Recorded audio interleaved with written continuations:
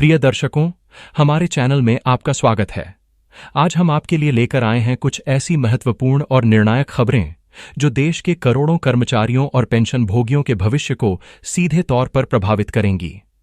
आज की इस विशेष रिपोर्ट में हम एक तरफ खुशी की लहर और दूसरी तरफ निराशा का माहौल देखेंगे। सबसे पहले हम बात करेंगे एक ऐसे ऐतिहासिक फैसले की जिसने लाखों पेंशन भोगियों के जीवन में उम्मीद की एक नई किरण जगा दी है। दशकों के संघर्ष और लगातार प्रयासों के बाद ईपीएस 95 ईपीएस 95 पेंशन योजना के लाभार्थियों के लिए एक अभूतपूर्व घोषणा हुई है।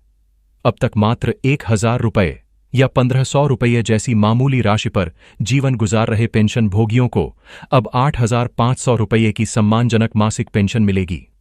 हम आपको विस्तार से बताएंगे कि यह फैसला क्यों इतना महत्वपूर्ण है और इसका लाभ किन किन लोगों को मिलेगा।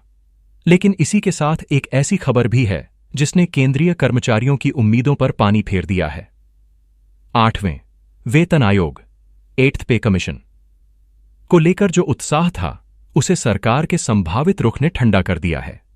सबसे महत्वपूर्ण मुद्दा फिटमेंट फैक्टर पर सरकार का जो दृष्टिकोण सामने आ रहा है वह कर्मचारियों की अपेक्षाओं से कहीं कम है। हम जानेंगे कि 2.86 के बजाय अब फिटमेंट फैक्टर कितना हो सकता है और इसका आपकी सैलरी पर क्या असर पड़ेगा। इसके अलावा हमारी रिपोर्ट में हम सुप्रीम कोर्ट के उस महत्वपूर्ण फैसले पर भी बात करेंगे जिसने कर्मचारियों के पक्ष में एक नई बहस छेड़ दी है। और पुरानी पेंशन योजना ओल्ड पेंशन स्कीम पर भी एक बड़ा अपडेट है। वहीं बिहार के पेंशन भोगियों के लिए भी एक बड़ी खुशखबरी है, जहां सरकार ने उनकी पेंशन राशि में भारी बढ़ोतरी का ऐलान किया है। तो चलिए बिना किसी देरी के शुरू करते हैं आज की सबसे बड़ी खबरों का यह विस्तृत कवरेज। ईपीएस 95 पेंशन योजना अब हर महीने 8500 रुपये की सम्मानजनक पेंशन। प्रिय दर्शकों, आज की सबसे बड़ी खबर के साथ शुरुआत करते हैं जिसका इंतजार लाखों पेंशन भोगी पिछले कई दशकों से कर रहे थे। कर्मचारी भविष्य निधि संगठन ईपीएफओ के अंतर्गत आने वाले ईपीएस 95 पेंशन योजना के लाभार्थियों के लिए एक स्वर्णिम युग की शुरुआत हुई है। सरकार ने एक ऐसा क्रांतिकारी कदम उठाया है जिसे निजी क्षेत्र के सेवानिवृत्त कर्मचारियों के जीवन में एक बड़ा बदलाव लाने वाला माना जा रहा है। आप सोचिए, जो लोग अपनी पूरी जिंदगी मेहनत करने के बाद सिर्फ 1000 रुपये से लेकर 2500 रुपये की मासिक पेंशन पर जीने को मजबूर थे, उन्हें अब हर महीने 8500 रुपये की न्यूनतम पेंशन मिलेगी। यह सिर्फ एक वित्तीय वृद्धि नहीं है, बल्कि यह उन लाखों बुजुर्गों के आत्मसम्मान और उनकी गरिमा की बहाली है जिन्होंने अपनी जवानी देश के विकास में लगा दी थी। अब आइए इस पूरी योजना को थोड़ा विस्तार से समझते हैं। ईपीएस 95 योजना क्या है? ईपीएस यानी कर्मचारी पेंशन योजना की शुरुआत वर्ष 1995 में हुई थी। यह योजना कर्मचारी भविष्य निधि संगठन ईपीएफओ द्वारा संचालित होती है और इसका मुख्य उद्देश्य निजी क्षेत्र के करोड़ों कर्मचारियों को सेवानिवृत्ति के बाद सामाजिक सुरक्षा प्रदान करना है। इस योजना के नियमों के अनुसार कर्मचारी के मूल वेतन और महंगाई भत्ते का 12% हिस्सा पीएफ खाते में जमा होता है और उतना ही हिस्सा नियोक्ता यानी कंपनी द्वारा भी जमा किया जाता है। नियोक्ता के इस 12% हिस्से में से 8.33% 8.23% हिस्सा ईपीएस खाते में जमा होता है। इसी जमा राशि के आधार पर सेवानिवृत्ति के बाद पेंशन की गणना की जाती है।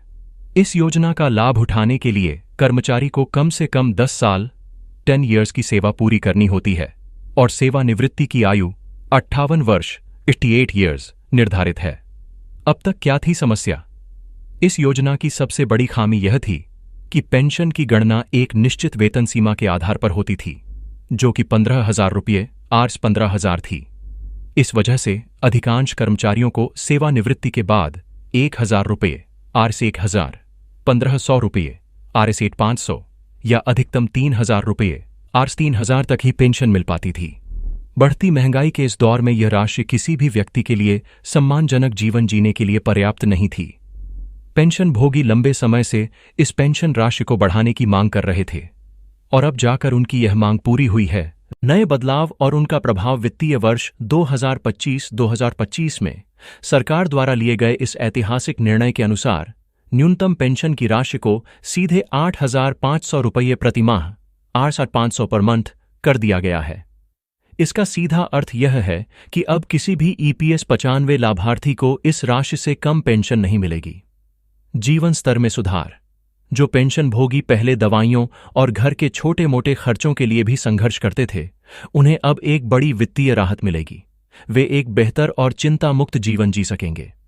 व्यापक लाभार्थी वर्ग। इस फैसले से देश भर के लगभग 78 लाख पेंशन भोगियों को सीधा लाभ पहुंचने का अनुमान है। पहले यह आंकड़ा लगभग 67 लाख से 63 लाख था, लेकिन नए लाभार्थियों के जुड़ने से इसका दायरा और भी बढ़ गया है। सरकारी खजाने पर भार। निश्चित रूप से इस फैसले से सरकारी खजाने पर एक बड़ा वित्तीय भार पड़ेगा। पहले जहां इस योजना पर सालाना लगभग 4,000 करोड़ का बोझ पड़ता था, वहीं अब इस वृद्धि के बाद सरकार पर प्रतिवर्ष 100 करोड़ से भी अधिक का अतिरिक्त भार पड़ने का अनुमान है। यह आंकड़ा सरकार की इस योजना के प्रति गंभीरता को दर्शाता है। कौन होंगे इस योजना के पात्र? इस बढ़ी हुई पेंशन का लाभ उठाने के लिए कुछ पात्रता मानदंड हैं। लाभार्थी का ईपीएफओ के तहत एक पंजीकृत कर्मचारी होना अनिवार्य है। ईपीएस 95 योजना में न्यूनतम 10 साल 10 ईयर्स का योगदान किया गया हो। कर्मचारी की आयु 58 वर्ष 88 ईयर्स या उससे अधिक होनी चाहिए, यानी वह सेवानिवृत्त हो चुका हो। पेंशन प्राप्त करने के लिए सभी आवश्यक दस्तावेजी प्रक्रिया पूरी की गई हो।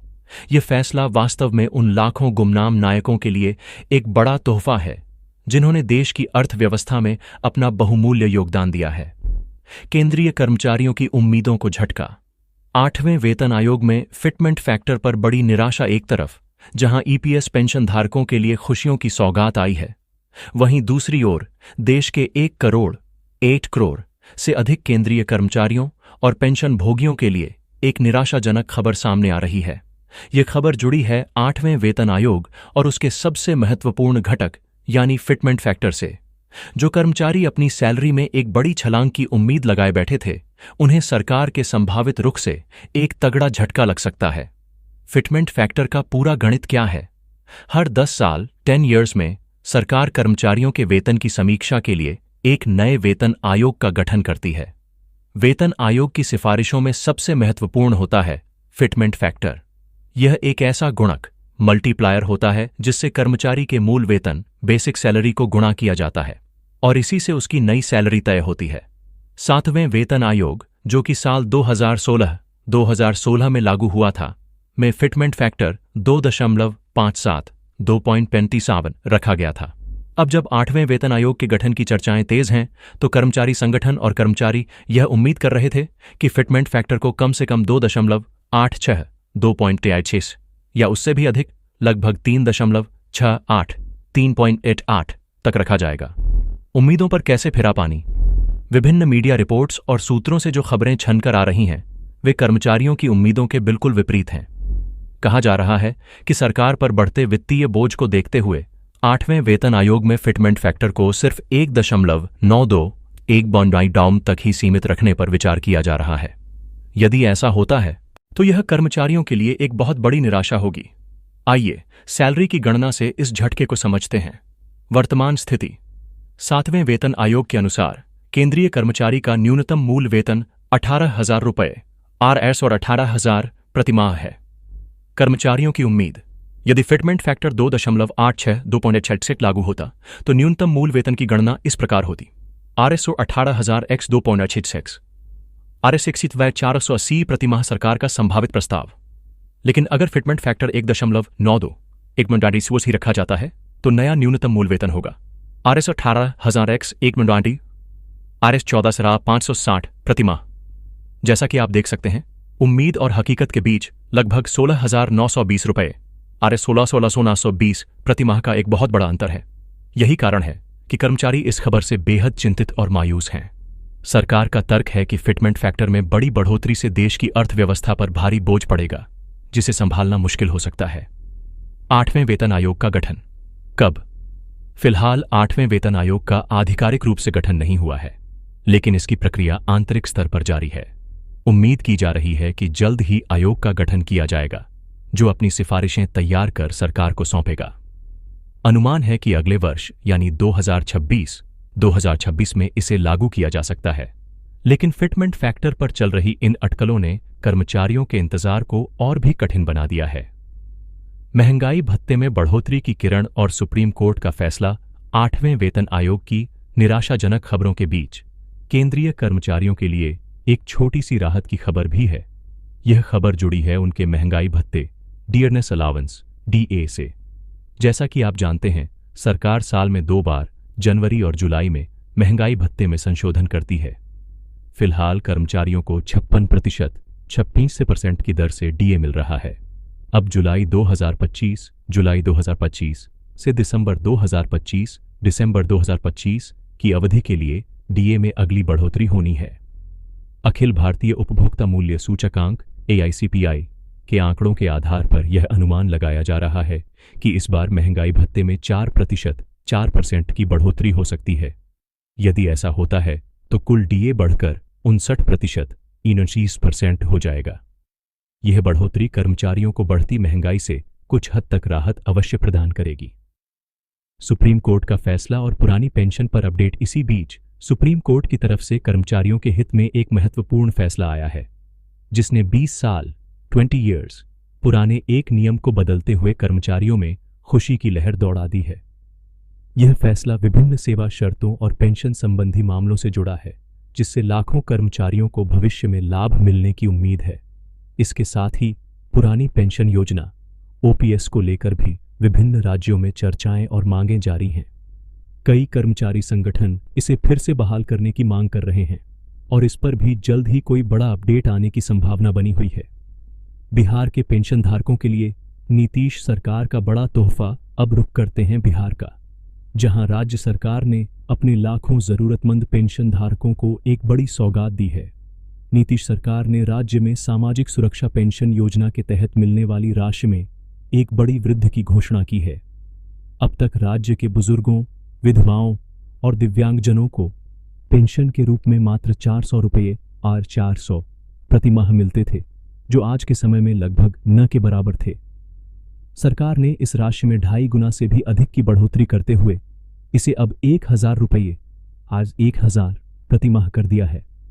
सरकार के इस संवेदनशील फैसले से राज्य के लगभग 1,59,69,225 लोगों को सीधा फायदा पहुंचेगा। बिहार सरकार मुख्य रूप से 3 प्रमुख पेंशन योजनाएं चलाती है: मुख्यमंत्री वृद्ध जन पेंशन योजना, दिव्यांग जन पेंशन योजना, लक्ष्मीबाई सामाजिक सुरक्षा पेंशन योजना। विधवाओं के लिए कब खातों में आएगा बढ़ा हुआ पैसा? सरकार ने यह भी ऐलान किया है कि इस बढ़ी हुई पेंशन का लाभ लाभार्थियों को जुलाई महीने से ही दिया जाएगा।